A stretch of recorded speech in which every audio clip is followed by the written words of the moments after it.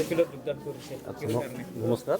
আমি ইউপিপিএলত যোগদান কৰাৰ কাৰণটো হ'ল যে আজি মতো আমি 19 তাৰিখেও কৰিছিলোঁ আৰু আমি যোৱাকালিও হৈছিলে আৰু আজিও কৰিছোঁ। গতিকে আজি মুঠৰ ওপৰত 50 জন আছে, সেইদিনাখন 20-25 জন, তাৰ আগতো 80 জনো কৰিছোঁ। গতিকে আমি দীপেন বড়ো ছাৰটো কিয় ভাল পাম মানে আমাক মানে পৰিৱৰ্তন লগা চৰকাৰটো, গতিকে আমি একবাৰ জিকাই যাম আৰু ইয়াৰ লগত আমি ফুল ছাপোৰ্ট আছোঁ। ইউথ যিমান আছে আমি আছোঁ, আমি গোৰ্খা ফালৰ পৰা আছোঁ, আদিবাসী বড়ো চাওতালী যিমান আছোঁ আজি লগ কৰি কিনে আহিছোঁ। আগন্তুকটো থাকিম আৰু আমি জয়যুক্ত কৰাই এৰিম। গতিকে BPOক আমি চালোঁ, BJPকো চালোঁ। BJP কেণ্ডিডেট নোহোৱাৰ কাৰণে আমি অলৰেডি সব দীপেন বড়ো ছাৰকে জয়যুক্ত কৰাবলৈ এক হৈ কিনে লাগিছোঁ আৰু লাগিয়ে থাকিম। জয় UPPL। আগতে আমি আছিলোঁ এক্স ইউজিপিত আছিলোঁ। তাৰপিছত আমি চাৰেণ্ডাৰ কৰি কিনে শান্তিবাৰত থাকি কিনে এতিয়া আমি পাৰ্টি হিচাপত যোগদান কৰিবলৈ ওলাই আহিছোঁ নতুনকৈ। এনে কোনটো দলৰ পৰা আহিছিলে? এতিয়া কিছুমান BPৰ আছে, কিছুমানৰ BJPৰ আছে আৰু আমিতো ফ্ৰেছ মানুহ, আমিও সোমাইছোঁ।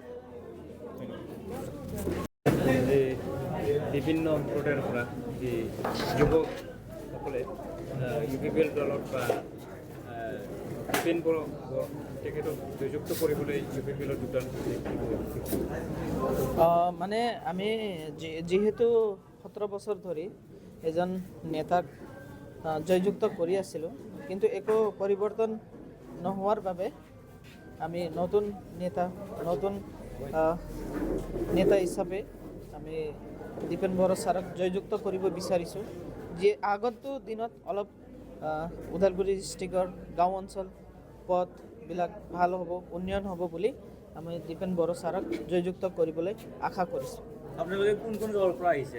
আমি খৰুং এলেকাৰ পৰা ধৰি লওক আমি ফুলবাৰী, কালাঝাৰ, পাখৰিবাৰী, গাৰোবস্তি, ডিলাবস্তি বিভিন্ন গাঁৱৰ পৰা আহিছোঁ।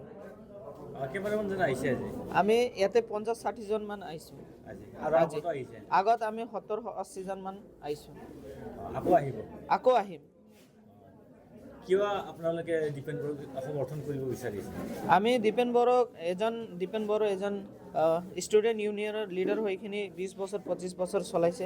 সি এজন এডুকেশ্যন পাৰ্চন হয়।